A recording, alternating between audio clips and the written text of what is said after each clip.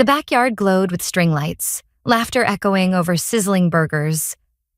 But I stood frozen, my smile a fragile mask. 50 guests turned as my father's voice boomed, demanding I sell my dream house to save my sister's failing boutique. Humiliation burned. Yet something fiercer sparked inside me. I wasn't the obedient daughter they expected. Not anymore. With a calm I didn't feel, I set down my glass, my words sharp and ready. This wasn't just a party. It was the night I'd rewrite their story. And mine. Forever. The backyard hummed with life. A Sacramento summer evening painted in gold and amber. String lights looped above the patio, casting a warm glow over 50 guests who laughed over the sizzle of burgers on the grill. Pop music drifted softly, mingling with the clink of beer bottles and the murmur of small talk. I stood near the edge of the crowd. Harper Quinn, 32, a marketing consultant who'd carved this modern suburban house from years of grit. My navy sundress was crisp, my smile practiced, but my fingers gripped a glass of sparkling water a little too tightly. This was my home, my sanctuary. Yet tonight it felt like a stage for someone else's show. My father, Greg, 60, held court by the grill, his voice booming with the confidence of a man who'd never questioned his place. My mother, Diane, 58, hovered nearby, nodding at his every word like a loyal understudy.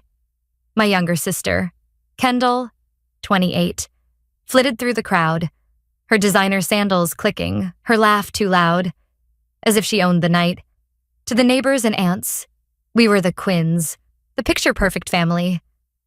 But perfection is a lie, and I'd spent years swallowing its bitter taste. Tonight, that lie was about to crack.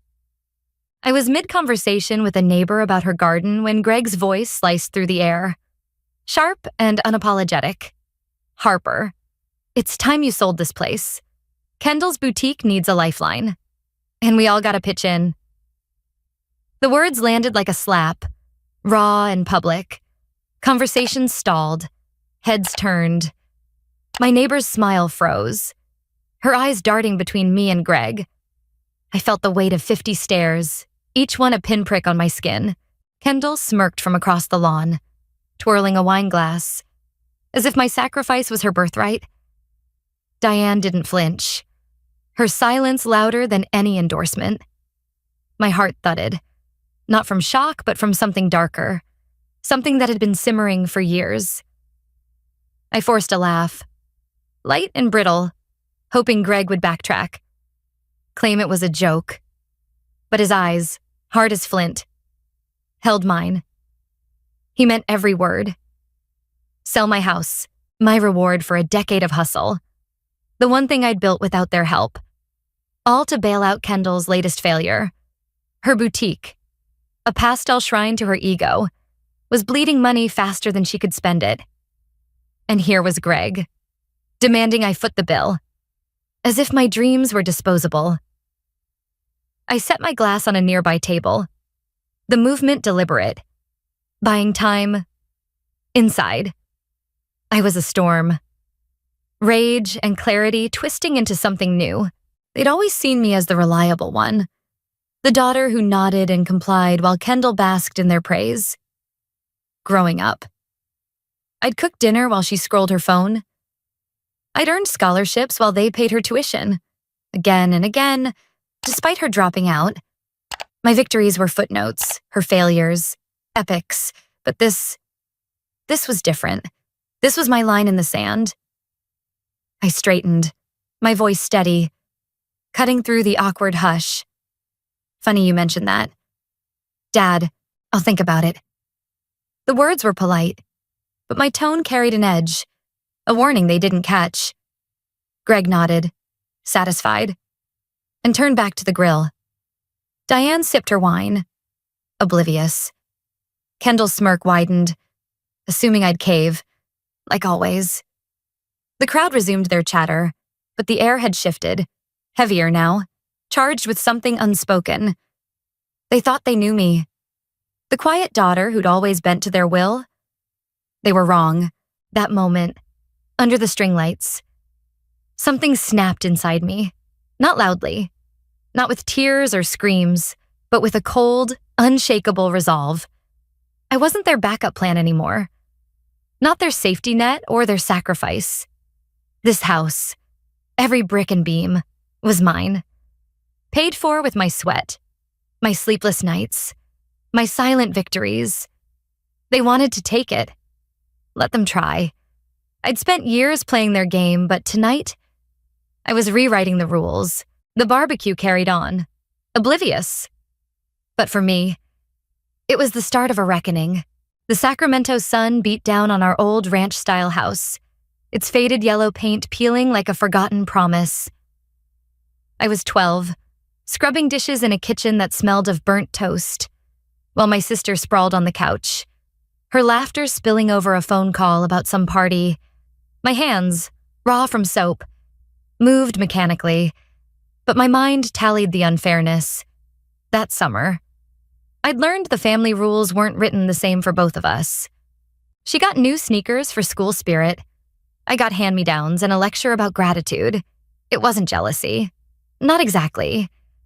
It was the slow, grinding realization that my place was to serve, to fade, while she was destined to shine. By 16, I was juggling school and a part-time job at a diner, the kind with sticky floors and coffee-stained aprons. My paychecks went to a savings account I hid from everyone, a lifeline for college I knew nobody would fund. Meanwhile, my parents threw a backyard bash for her 17th birthday, complete with a DJ and a cake shaped like a crown. I came home from a double shift, feet throbbing, to find her unwrapping a key to a used convertible. My mother's explanation was a shrug. She's sensitive. She needs the boost. I nodded, swallowing the sting, and went to bed with grease still under my nails. High school blurred into a montage of late nights studying by a flickering desk lamp. I aced exams, won debate trophies, and earned a scholarship to a state university. My parents' reaction was a distracted good job before they turned back to her latest crisis. A failed audition for a local theater group? They paid for her acting classes, dipping into savings, while I budgeted every cent for textbooks. My father once clapped me on the shoulder, his voice gruff. "You're our rock. Always have been." It sounded like praise. But it was a sentence. A life of carrying their weight while she danced free. College was my escape. But even there, the family shadow loomed. I worked 2 jobs, one at a campus library, another tutoring rich kids who barely showed up. My mother called weekly, not to check on me, but to vent about her struggles. She dropped out of community college. Again.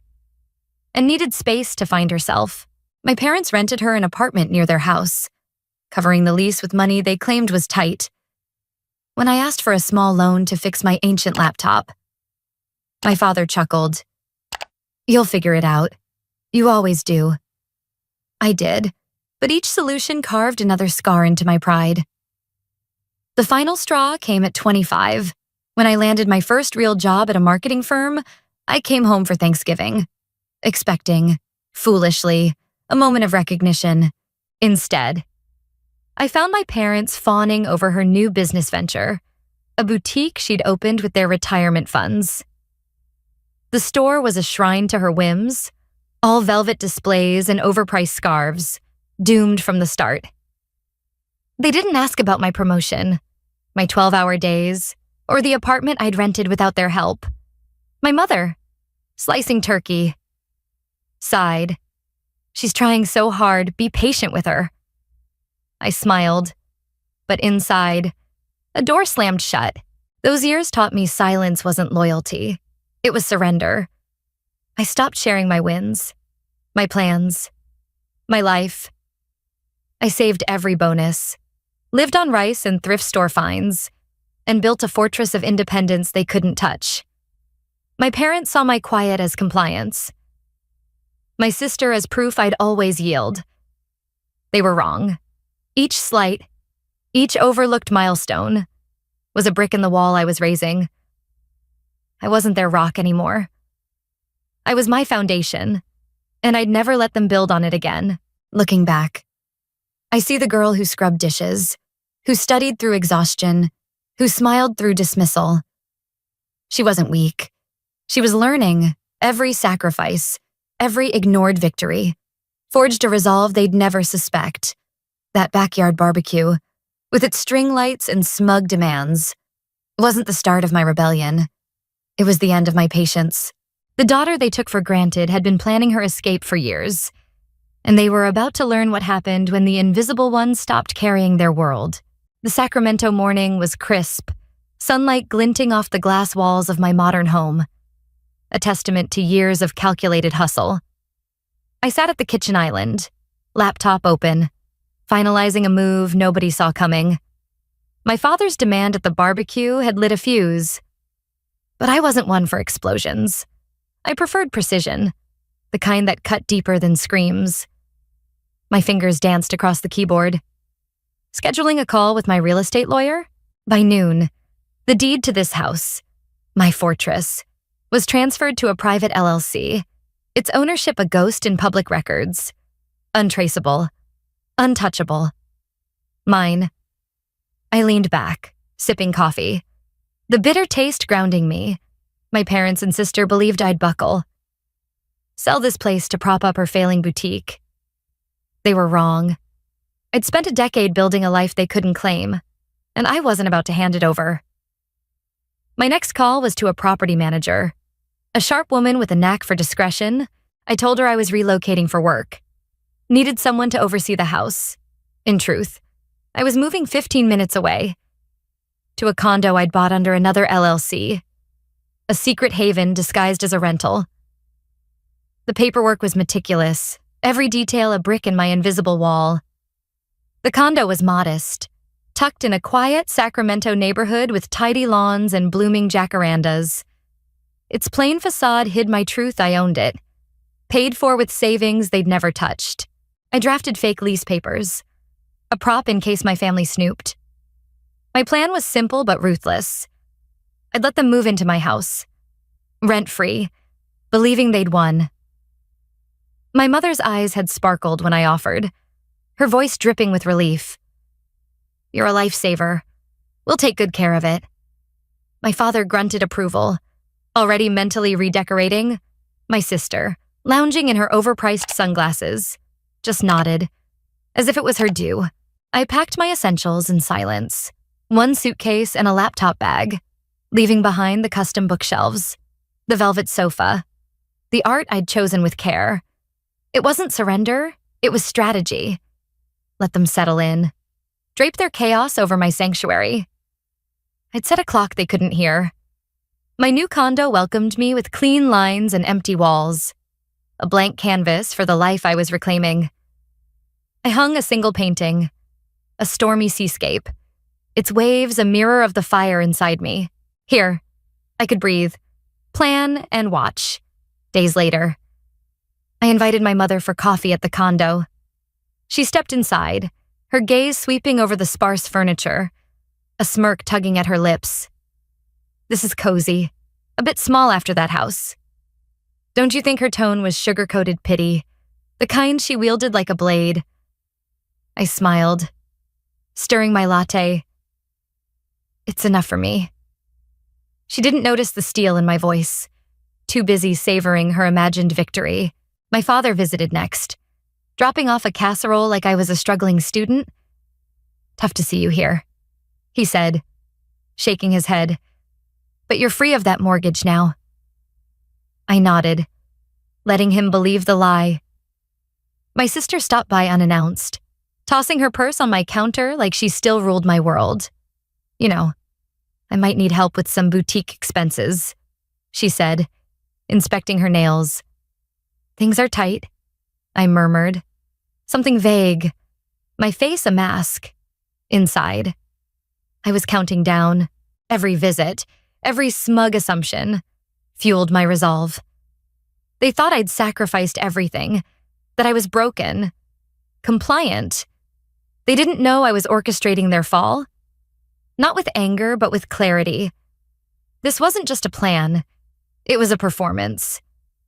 And I was writing the script, As I locked the condo door each night, I felt lighter, unburdened by their expectations. My house, now their temporary stage, was a trap they'd walked into willingly. I'd sheltered them, but not power.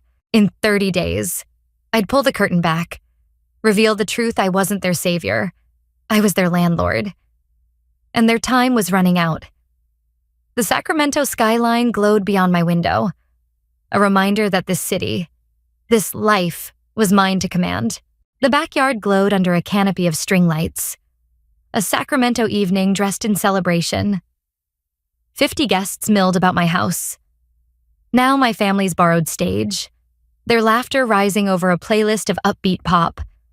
Tables groaned with platters of sliders and fruit skewers. A feast to toast my sister's supposed triumph, her boutique. A sinking ship I'd secretly bailed out with a loan payment was being hailed as her comeback. I stood near the patio, a glass of sparkling water in hand, my smile a careful mask. Tonight wasn't about her victory. It was about mine. My parents basked in the spotlight, their voices loud with pride. My mother, clutching a wine glass, leaned into a neighbor, her words carrying across the lawn.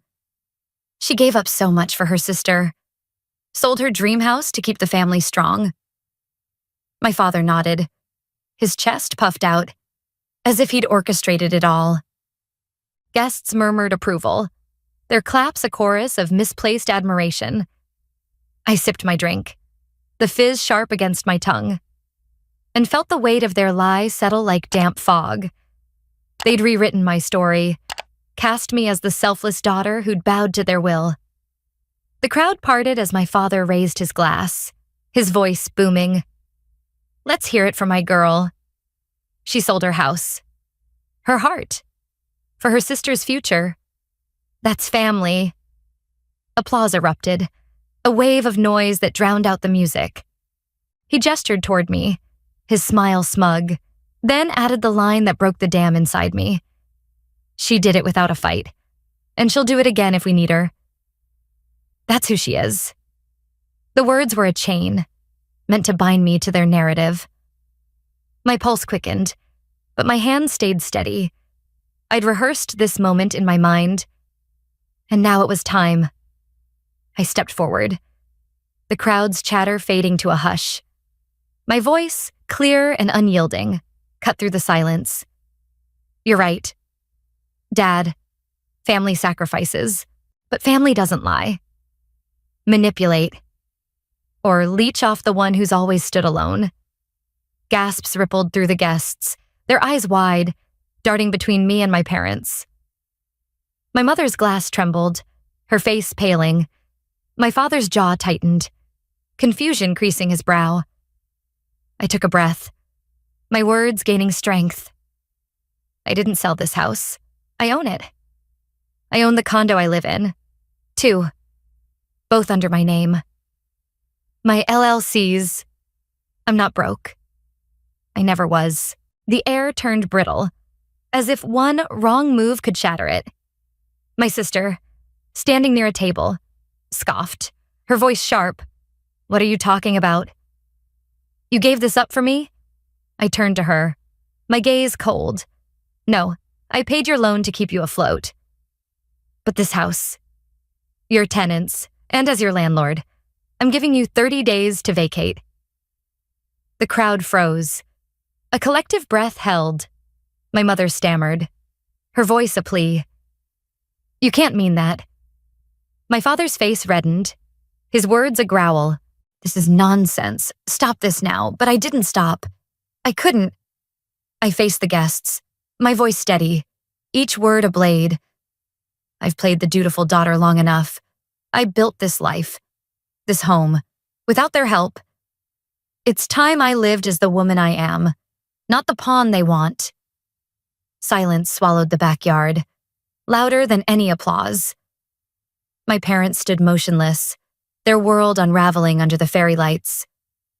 My sister's smirk vanished, replaced by a flicker of fear.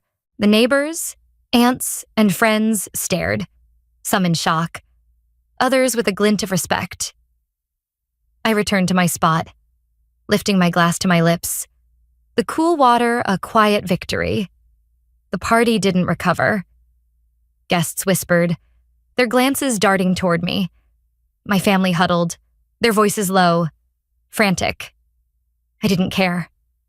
For the first time, I'd spoken my truth, not for their approval, but for my own. This house, this moment, was mine, and I just reclaimed it. The night stretched on, but I was already looking ahead to the day they'd leave, when my home would be my own again. The Sacramento air felt sharper in the days following the backyard showdown, as if the truth had stripped away the summer haze. My phone buzzed relentlessly, a storm of missed calls and voicemails from my mother, each one a variation of disbelief and desperation. My father sent a single email, its subject line blank. The message curt. You've disgraced us. My sister's texts were a mix of insults and pleas, calling me selfish, then begging for a truce. I let their words pile up unanswered, a digital graveyard of their entitlement. For years, I'd carried their burdens in silence. Now, I let them drown in the discomfort of their own making. A week later, my lawyer delivered the eviction notice to my house. A clean document, polite but unyielding 30 days to vacate. No exceptions. My mother called within the hour, her voice trembling, not with anger, but with a raw, unfamiliar fear. Please, sweetheart, where will we go? We're your family. I stood in my condo's small kitchen, the morning light spilling across the counter, and felt no urge to soften the blow. You treated my home like a bargaining chip, I said, my tone even. I'm taking it back. You'll manage, like I always did. She sobbed, but I ended the call, my heart steady, unswayed by her tears. Word of the confrontation spread through Sacramento's tight-knit circles, a wildfire of gossip. Aunts sent probing texts, fishing for details under the guise of concern. Cousins I hadn't spoken to in years chimed in with messages of support, their admiration tinged with awe. At a coffee shop, a neighbor approached, her eyes bright with curiosity. You gave them 30 days that took guts. I nodded, stirring my latte, and offered a small smile. Some debts aren't paid with silence. Her nod was slow, respectful, a silent acknowledgement that I'd rewritten the rules. My sister's carefully spun narrative began to unravel, exposed by her recklessness. A colleague mentioned a local news segment over lunch, her voice low with intrigue. Your sister's boutique. It's under investigation. Something about misusing investor funds. I froze, the fork halfway to my mouth, unsurprised yet chilled by the confirmation. Her charm had always masked her chaos, but without my intervention. Her debts were catching up, soon after. Her social media went quiet, her usual stream of curated selfies replaced by absence. I didn't gloat. I didn't need to. Her collapse was her own, not my burden. My parents' new reality settled in, stark and unforgiving.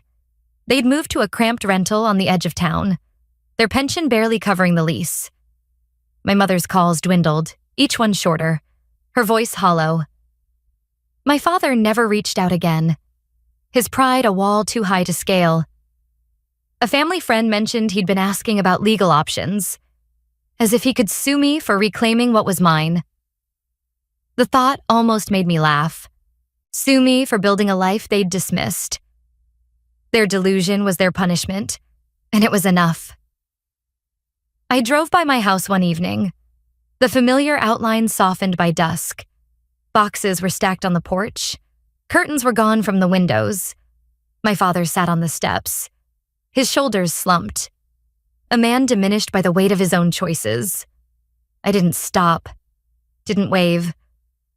My car glided past, the radio playing low, a quiet anthem of my detachment.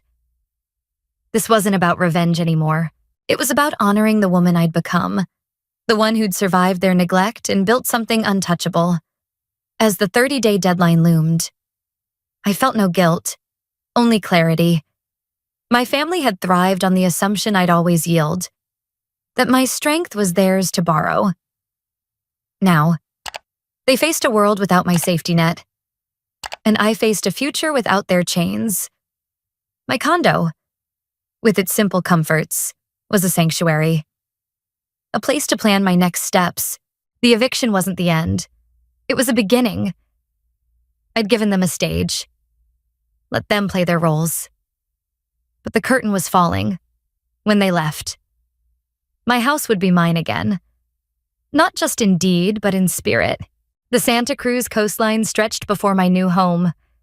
Waves crashing against cliffs under a sky streaked with dawn's first light. Barefoot on the hardwood floor, I cradled a mug of coffee, its warmth seeping into my palms. This house, a sleek masterpiece of glass and cedar, was my design. Every tile and curve a reflection of a life I'd claimed. The ocean's rhythm was a quiet hymn, whispering freedom with each swell. A year had passed since the Sacramento showdown, and the woman who'd once bowed to family demands was gone, replaced by someone unbreakable, unapologetic, whole. My marketing firm had bloomed into a force, its office a hub of creativity where my team tackled campaigns with precision and heart. I mentored young women, their ambition a mirror of my younger self, hungry for a chance to prove their worth. Their questions, their drive, reminded me why I'd fought so hard. My clients trusted me, not just for strategy, but for the authenticity I brought. A clarity forged in years of navigating betrayal. My parents and sister, now distant shadows, knew nothing of this world. They believed I was still scraping by in a modest condo, a narrative I let them keep. The Sacramento gossip had faded, replaced by whispers of my rise. A family acquaintance, ever nosy, spotted me at a coastal networking event. My name on a speaker's list beside industry leaders. Her message arrived the next day, forwarded by my mother, its tone a mix of shock and curiosity. "We heard you run a company now. Is that beach house yours?" No apology, no regret. Just the stunned realization that I'd outgrown their small, suffocating world. I deleted the message, my focus on the horizon, where the sea met the sky in endless possibility. My sister's attempts to reconnect were fleeting, a single email landing in my inbox months ago. "Coffee sometime." "Let's catch up." Her words were hollow, a last grasp at relevance after her boutique's collapse and a public fallout with creditors. I didn't reply. There was no need. My silence wasn't cruelty. It was closure. My parents, tethered to their struggling rental, hadn't reached out since the eviction. Their absence was a gift. A space where I could breathe without their expectations pressing in. A recent gala in Santa Cruz marked a turning point. My firm was honored for its community impact. The ballroom buzzed with leaders and innovators, their applause warm as I accepted an award for entrepreneurship, stepping off the stage. A woman approached, her eyes glistening. A mother of 2 daughters. "Your story gives us hope," she whispered, her voice thick with gratitude. Her words landed deep, a reminder that my journey, with its scars and triumphs, had purpose beyond myself. I'd turned pain into power, not for revenge, but for those who'd been told to stay small. This house, with its open windows and salt-tinged air, was more than a home. It was a declaration, every choice. From the minimalist furniture to the art celebrating local artists, spoke of a woman who'd stopped seeking approval. My days began with yoga on the deck, ended with calls to collaborators across the country, and were filled with the quiet joy of living on my terms. My team's laughter, my mentees' breakthroughs, the ocean's endless song. These were my family now, bound by respect, not obligation. I stood by the glass wall, watching the sun climb higher, its light fracturing across the waves. The past, with its weight of dismissal and sacrifice, had carved me into someone stronger, someone real. My family had underestimated me, but I never had. Their absence left no void, only room for growth. I wasn't running from them. I was running toward myself. The future stretched wide, unwritten. But I held the pen. As the coffee cooled in my hands, I smiled. Not at their loss, but at my gain. A life built from courage. A story no one could rewrite.